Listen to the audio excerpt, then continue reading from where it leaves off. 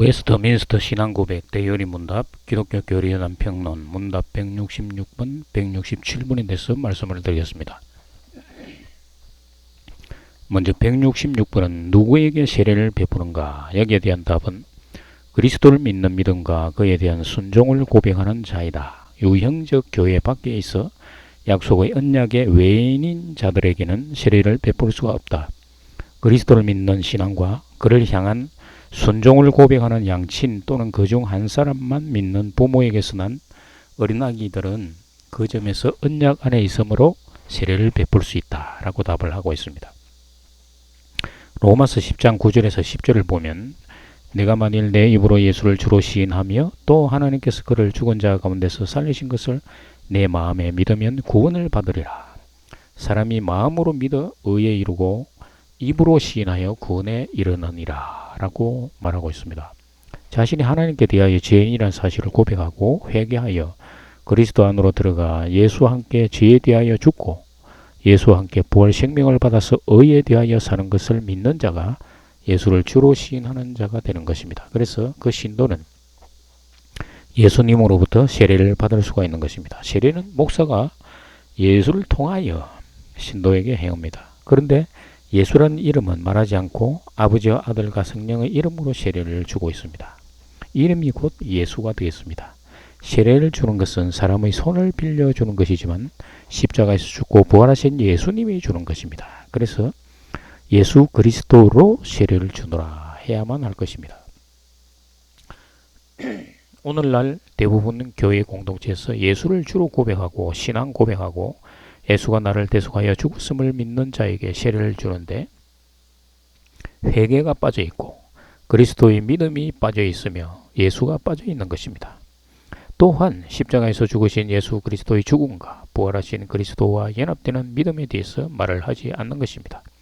신약시대의 세례는 구약시대의 할례와 비슷한 의미를 갖습니다.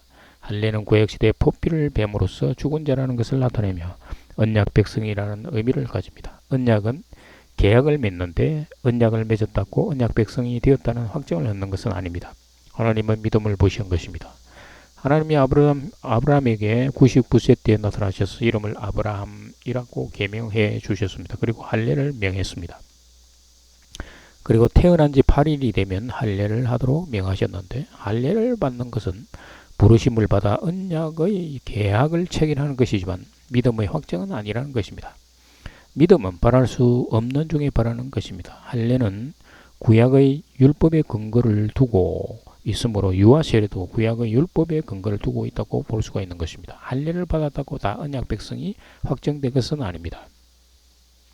이스마엘도 할례를 받았지만 언약 백성이 되지 못한 것입니다. 형식적인 세례를 받았어도 십자가에서 죽은 예수와 연합되어 죽은 것을 깨닫지 못하고 믿지 않는 자는 언약 백성으로 확정받지 못하는 것입니다. 따라서 유아 세례는 언약 백성으로서 확정받은 것이 아니라는 것입니다. 구원에 대해서 아무것도 모르는 유아가 세례받기 전에 죽었다면 구원받지 못하는가에 대해서 인간이 함부로 말을 할 수 없는 영역이지만 구원은 의식적 세례에 있는 것이 아니라 예수 그리스도의 십자가의 죽음과 연합되고 예수 그리스도와 연합되어 부활됨을 믿는 믿음이 있는 것입니다. 사도행전 16장 31절 32절을 보면 이르되 주 예수를 믿으라 그리하면 너와 내 집이 구원을 받으리라 하고 주의 말씀을 그 사람과 그 집에 있는 모든 사람에게 전하더라. 가족 중에 누군가 예수를 통하여 구원에 이르게 되면 가족이 모두 구원에 이르게 될 가능성이 높게 됩니다. 그러나 가족 중에 구원받은 자도 있고 가족 중에 구원받지 못하는 자도 있을 것입니다. 예수 그리스도로 인해서 불화가 생기는 가정도 있을 것입니다. 그러나 한 사람이 구원받음으로 가족이 구원받을 수 있는 가능성은 크게 높아진다는 것입니다. 그래서 율법을 바탕으로 하는 유아 세례는 유아의 구원과 직결되는 것이 아니라 장차 구원에 이르게 할 수 있다는 부모의 믿음을 반영하는 것입니다.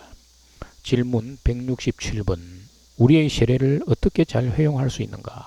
답 필요하지만 소홀히 되어 왔다. 세례를 잘 사용하는 업무는 우리가 평생 동안 이행해야 할 것이다. 특별히 시험을 당할 때와 다른 사람들이 세례를 받고 있는 자리에 참석했을 때 세례의 성질과 그리스도께서 그것을 제정하신 목적, 그것에 의해 우리에게 주어지고 보증된 특권 및 혜택, 그것에서 행한 엄숙한 서약 등을 심각히 또는 감사히 고찰함으로써 가능하다. 우리의 죄악스런 더러움과 세례의 은혜 및 우리의 약속에 미급 또는 역행하는 것 때문에 겸손하여짐으로써 그 성례 안에서 우리에게 보정된 죄사함과 다른 모든 축복에 대한 확신에 이르기까지 성숙함에 이른다. 우리가 세례를 받는 그리스도의 죽음과 부활로부터 힘을 얻어 죄를 억제하며 은혜를 소생시킴으로써 신앙으로 살기를 원하게 된다. 또 세례를 받음으로 그리스도께 자기의 이름을 바친 자로서 거룩함과 어려운 삶을 살기 원하며 같은 성령으로 세례받아 한 몸을 이룬 자들로서 형제의 사랑 가운데 행하기를 노력하게 된다라고 길게 답을 하고 있습니다. 세례받는 것은 마치 결혼식과 유사한 것입니다. 결혼식은 대외적으로 부부가 되었음을 공포하고 법률적으로 인정받는 것입니다. 마찬가지로 세례 역시 하나님의 백성 되었음을 기쁘게 생각하고 사람들에게 공부하며 성령의 보정으로 확인하는 것입니다. 세례는 이 두 가지를 통해서 항상 감사한 마음으로 사는 것입니다. 에베소서 2장 6절에서 또 함께 일으키사 그리스도 예수 안에서 함께 하늘에 앉히시니 세례받은 성도는 하늘에 앉히심을 받은 자라는 것을 기억하라는 것입니다. 세례받은 성도는 하나님 백성이 되었는데 하나님 백성은 세상 사람들과 함께 살지만 영적으로 다른 존재들이라는 것입니다. 영적으로 신물이 바뀝니다. 사탄의 지배하에서 하나님의 자녀들이 되는 것입니다. 이렇게 되면 성도는 그리스도 안에 있지 않은 자들, 사탄의 지배 아래 있는 자들로부터 수많은 공격을 받게 되는 것입니다. 그러나 성도는 하나님의 자녀라는 것으로 위로를 받으라는 것입니다. 성도는 하나님 백성이 됨으로써 많은 환난을 겪게 됩니다. 환난은 예수 그리스도의 복음을 전하는 가운데 받는 환난입니다. 그래서 환난을 받을 때 항상 성도는 심령 속의 호로고스 그리스도를 찾게 되며 호로고스께서 말씀하시는 것입니다. 고린도후서 1장 4, 5절에서 보면 우리의 모든 환난 중에서 우리를 위로하사 우리로 하여금 하나님께 받는 위로로서 모든 환난 중에 있는 자들을 능히 위로하게 하시는 이시로다. 그리스도의 고난이 우리에게 넘친 것 같이 우리가 받는 위로도 그리스도로 말미암아 넘치는도다. 성도가 하나님의 자녀가 되면 성령께서 지켜주시고 돕습니다. 세례받는 성도는 법률적으로 인정받는 것과 같이 성령으로 보정을 받는 것입니다.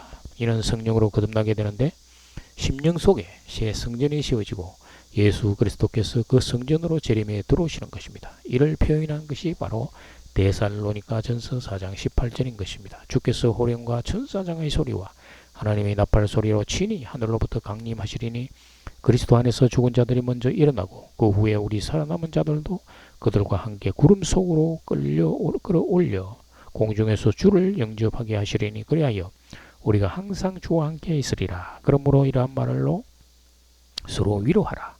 이는 마지막 때 휴거를 의미하는 것이 아니라 부활 생명을 받아서 죽은 영이 일어나고 심령 속에서 주를 영접하는 것을 표현하는 것입니다. 감사합니다.